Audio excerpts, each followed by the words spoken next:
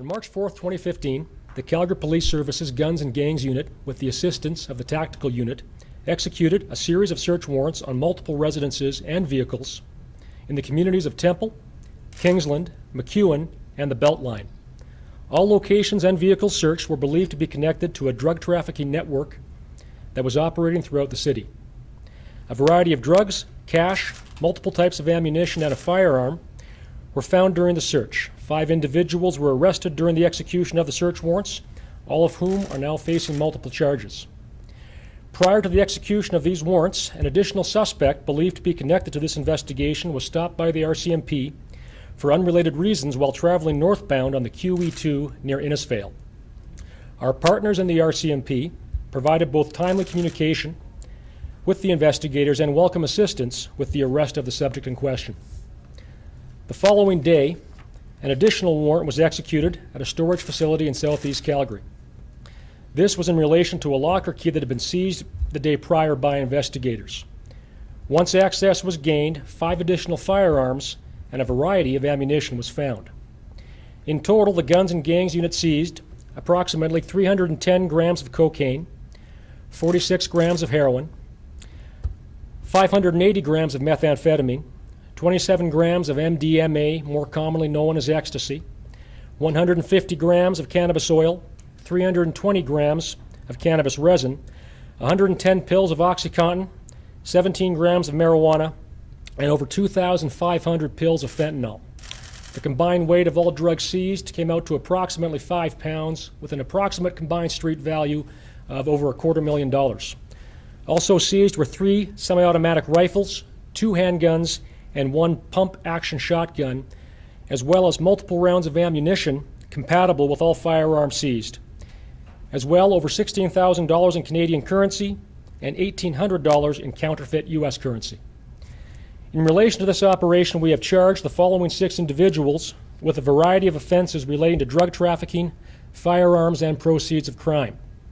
Hafiz Alan Mohammed, age 28, Tyler Stephen Price, age 30, Sean William Kiss, age 33, Sandra Johanna Wolishin, age 33, Stephen John Hurd, age 30, and Christy Lee Harris, age 29, all of Calgary. I would add this investigation at this time is ongoing, and more charges may be laid in the future. That concludes the briefing. I'll take what questions that I can answer now. Well, it's a fair amount of drugs. You must be more concerned about the firearms. Yeah, absolutely.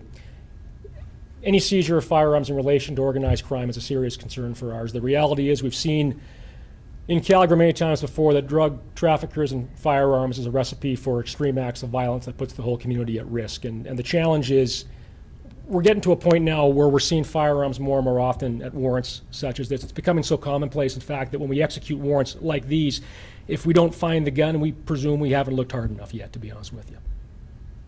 Why was this a guns and gangs investigation to begin with? Was this because it was the organized crime element to it, or? Yep, absolutely. Okay. And in terms of would you call this a sophisticated operation, or where did this, I guess, rank in terms of, organization? Well, in terms of sophistication, and again, we're alleging that we have a group working together to traffic a variety of street drugs out there. And that demands sophistication. It demands criminal networking. It demands relationships that go beyond the group in question, because to sell street drugs, you have to supply them. You have to have wholesalers, bringing them in. And when you look at the variety of drugs that they had, when you as a trafficker try to obtain drugs at the wholesale level, supplier A might not necessarily get you the drugs you need for drug X and Y. So you've got to build more connections, more networks. So absolutely, no, we're alleging there was some sophistication in play with this group. Is it believed that there could be more people involved that you haven't found yet? Well, and again, when you talk about the nature of drug trafficking in Calgary, there's a variety of criminal networks and groups out there, and I never cease to be amazed at the interconnectivity amongst them all. Everyone seems to know everybody else out there, and there's always one more person tied to an organization, whether it's up the chain or down the chain, if that makes sense. So in terms of the size of the busts, I guess, because it'd be multiple scenes, what kind of dent does this put into the drug trade at the moment? Yeah, when I get asked questions like this, again, Calgary is a big city, 1.2 million people, and regrettably there's an appetite for the drugs and the services that organized crime provides. What I can tell you definitively is right now there are 6 less traffickers and about $250,000 of less product on the streets of Calgary. With the American currency seized, is there a concern that it may be an international organization as well? Are you getting any help from any other organizations in your investigation? No, at this time, that'll be something that we'll probably look into. The discovery of the counterfeit U.S. cash wasn't something that necessarily we were counting on. We'll have to follow that up and see where it takes us. But to go back to your question of are these things international, again, the nature of drug trafficking, it has to be transnational. Again, cocaine, drugs like that have to come here from out of country. So somewhere up the supply chain is going to be some transnational connection. If they came from out of country, were they destined for Calgary streets, or was Calgary just a hub for elsewhere? No, we would allege that these drugs were destined for Calgary streets. We've heard a lot about fentanyl recently and the 2,500 pills. Can you just expand on, is that concerning? Is that a large amount of fentanyl? No, I mean, fentanyl is part of the Calgary drug scene. It has been for quite some time now. In terms of the drug itself, fentanyl is a concern for us, absolutely. It's an extremely powerful opiate that gets used for cancer patients, and there's been lots of cases across Canada. In fact, our agency, in collaboration with a number of others, and in fact Health Canada itself, has been sounding the alarm on the impact of fentanyl on the drug scene for some time now. It's so powerful that users out there seeking an opiate often don't anticipate how profound the drug is, and their bodies can shut right down because of it, and they can die. So is it like a synthetic heroin? It's a synthetic opiate. Given how interconnected these networks are, I mean, are you, how can I word this? Is it safe to say, I mean, are you halfway through the investigation, or, I mean, given that one person always knows one person, I would guess from what you're saying is that this is going to be ongoing for quite some time. Well, drug investigations of this nature, organized crime investigations of this nature, there's always more possibly to be done, and that relies upon a lot of factors, and that chiefly comes back to what gets us off the ground in the first place, and it all comes back to cooperation from the public. That's what starts investigations like this, and so we continue to encourage Calgarians to help us out, whether it's through social media, through Crime Stoppers, through our own in-house gang reduction website that you can find at cpsgrip.com, and let us know what you know. It helps to keep Calgary safe. It's that simple. Was it a public tip that led you to the network? The actual origin of the investigation, there's some investigative integrity around that, but I will say anecdotally that with any investigation like this, elements of it come back to help from the public. Were any of the individuals arrested known to CPS?